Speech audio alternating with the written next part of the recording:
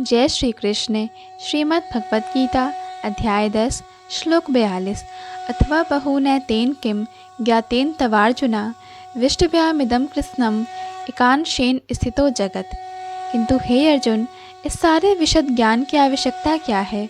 मैं तो अपने एक अंश मात्र से संपूर्ण ब्रह्मांड में व्याप्त होकर इसको धारण करता हूँ। अर्थात परमात्मा के रूप में ब्रह्मांड की समस्त वस्तुओं में प्रवेश कर जाने के कारण परमेश्वर का सारे भौतिक जगत में प्रतिनिधित्व है।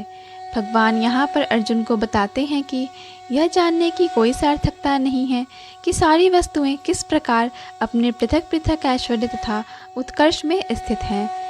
उसे इतना ही जान लेना चाहिए कि सारी वस्तुओं का अस्तित्व इसलिए है क्योंकि कृष्ण उनमें परमात्मा रूप में प्रविष्ट हैं।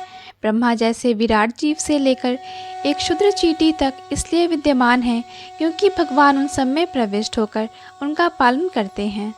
यदि कोई ध्यानपूर्वक कृष्ण की विभूतियों एवं उनकी शक्ति के अंशों का अध्ययन करता है तो वह बिना किसी संशय के भगवान कृष्ण की स्थिति को समझ सकता है और अविचल भाव से कृष्ण की पूजा में स्थिर हो सकता है।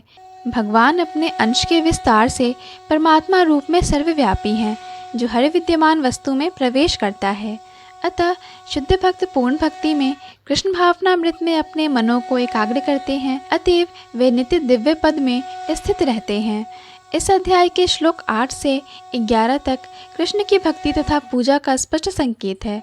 शुद्ध भक्ति की यही विधि है। इस अध्याय में इसकी भली भांति व्याख्या की गई है कि मनुष्य भगवान की संगति में किस प्रकार चरम भक्ति सिद्धि प्राप्त कर सकता है। कृष्ण परंपरा के महान आचार्य श्रील बलदेव विद्याभूषण इस अध्याय की टीका का समापन इस कथन से करते हैं। प्रबल सूर्य भी कृष्ण की शक्ति से अपनी शक्ति प्राप्त करता है और सारे संसार का पालन कृष्ण के एक लघु अंश द्वारा होता है। अतः श्री कृष्ण पूजनीय हैं। इस प्रकार श्रीमद् भगवद गीता के 10वें अध्याय श्री भगवान का ऐश्वर्य का भक्ति वेदांत तात्पर्य पूर्ण हुआ। जय श्री कृष्ण।